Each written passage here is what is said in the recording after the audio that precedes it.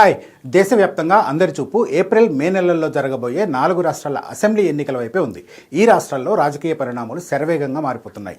సీట్ల సర్దుబాటు చర్చలు, ఎన్నికల ముందు జంపింగ్లు, సరికొత్త పొత్తులతో రాజకీయం రసవత్తరంగా మారింది. ముఖ్యంగా తమిళనాడులో సినీ గ్లామర్, వెస్ట్ బెంగాల్లో హింసాత్మక సవాళ్లు, ఈసీ ఎస్ఐఆర్ వంటి వివాదాలు అన్నీ కలిపి ఈ ఎన్నికలు నేషనల్ లెవెల్లో అగ్గిరాజేశాయి.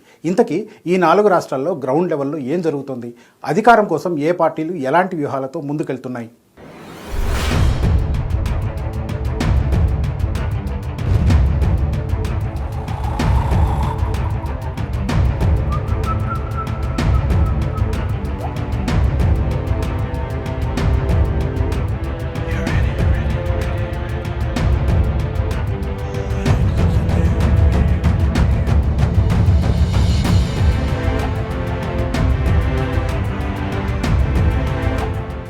తమిళనాడు, కేరళ, పశ్చిమ బెంగాల్, అసోం ఈ 4 రాష్ట్రాలు ఎన్నికలు రాజేసిన రాజకీయ వేడితో ఉక్కిరిబిక్కిరవుతున్నాయి. ఓట్ల వేటలో ఎవరి వ్యూహాలు వాళ్లు అమలు చేస్తూ రాష్ట్ర రాజకీయాలను రక్తి కట్టిస్తున్నారు. ముఖ్యంగా తమిళనాట టీవీకే అధినేత విజయ్ ఫుల్ యాక్టివ్ మోడ్లోకి వచ్చేశారు. ఆయన పార్టీ ఎవరితో పొత్తు పెట్టుకుంటుందనే ఉత్కంఠ కొనసాగుతున్న సమయంలో విజయ్ కీలక ప్రకటన చేశారు. టీవీకే ఏ కూటమిలో చేరకపోయినా గెలిచేది మాత్రం తామేనంటూ ధీమా వ్యక్తం చేశారు. డీఎంకేతో పాటు అన్నా డీఎంకే కూటమిని కూడా టార్గెట్ చేస్తూ మాట్లాడారు.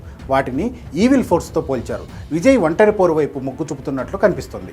మరోవైపు హిందీ వ్యతిరేక వాయిస్ను మరోసారి అందుకున్న డీఎంకే అధినేత స్టాలిన్ తమిళనాడుపై బలవంతంగా హిందీ రుద్దితే సహించబోమని ప్రకటించారు. తమిళనాడులో ఉత్తరాది ఎజెండాలు పనిచేయవంటూ స్పష్టం చేశారు. డీఎంకే అవినీతిని ఎండగట్టడమే లక్ష్యంగా బీజేపీ వ్యూహం రచిస్తోంది. విజయ్ ఎంట్రీతో యువత ఓట్లు చీలే ప్రమాదం ఉండడంతో ఓటు బ్యాంకు లెక్కల్లో అన్ని ఈక్వేషన్స్ను జాగ్రత్తగా పరిశీలిస్తోంది. విజయ్ ఒంటరిగా బరిలోకి దిగితే తమిళనాట ముక్కోణపు పోరు తప్పేటట్లు లేదు.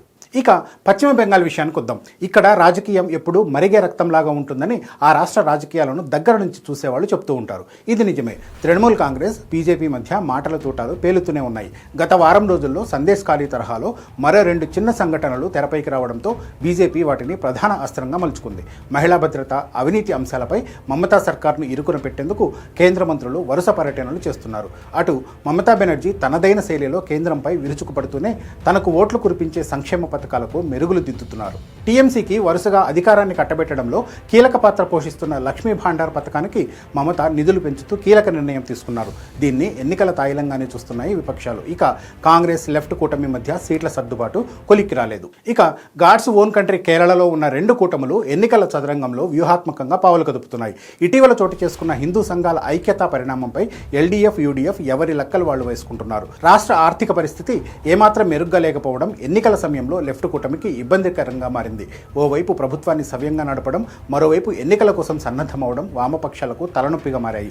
వీటికి తోడు గవర్నర్తో వివాదాలు ఎప్పటి నుంచో ఉన్నవే. ఇక ప్రతిపక్ష యూడీఎఫ్ ప్రభుత్వ వ్యతిరేకతను ఓట్లుగా మలుచుకునేందుకు జిల్లాల వారీగా యాత్రలు చేపట్టింది. బీజేపీ కూడా క్రిస్టియన్ కమ్యూనిటీకి దగ్గరయ్యేందుకు గత కొద్ది రోజులుగా స్నేహయాత్రలు చేస్తోంది. అటు ఈశాన్య రాష్ట్రం అసోంలో ముఖ్యమంత్రి హిమంత బిశ్వ శర్మ దూకుడు మీద ఉన్నారు. నియోజకవర్గాల పునర్విభజన తర్వాత జరుగుతున్న మొదటి ఎన్నికలు కావడంతో సమీకరణాలు పూర్తిగా మారిపోయాయి. గత వారం రోజుల్లో కాంగ్రెస్ పార్టీ స్థానిక చిన్న పార్టీలతో కలిసి మహాకూటమి కట్టేందుకు ప్రయత్నాలు ముమ్మరం చేసింది. సిఏఏ అమలు అంశం, ఎన్ఆర్సీ పరిణామాలు ఇంకా అసోం ఓటర్ల మనసులో మెదులుతూనే ఉన్నాయి. బీజేపీ అభివృద్ధి నినాదంతో వెళ్తుంటే విపక్షాలు అస్సామీ అస్తిత్వం పేరుతో ప్రచారం చేస్తున్నాయి. ఎన్ని వివాదాలు చుట్టుముట్టినా ఓట్ల సవరణ ప్రక్రియ విషయంలో ఈసీ దూకుడుగానే ముందుకెళ్తుంది. ఎన్నికలు జరగబోతున్న రాష్ట్రాల్లో తుది ఓటరు జాబితాలను విడుదల చేసి షెడ్యూల్ ప్రకటించేందుకు వేగంగా ఏర్పాటు చేస్తుంది. మరికొన్ని వారాల్లో ఈ 4 రాష్ట్రాలకు ఎన్నికల నగారా మోగనుంది. ఈలోపు అన్ని పార్టీలు వాళ్ల వ్యూహాలకు పదును పెట్టుకుంటున్నాయి.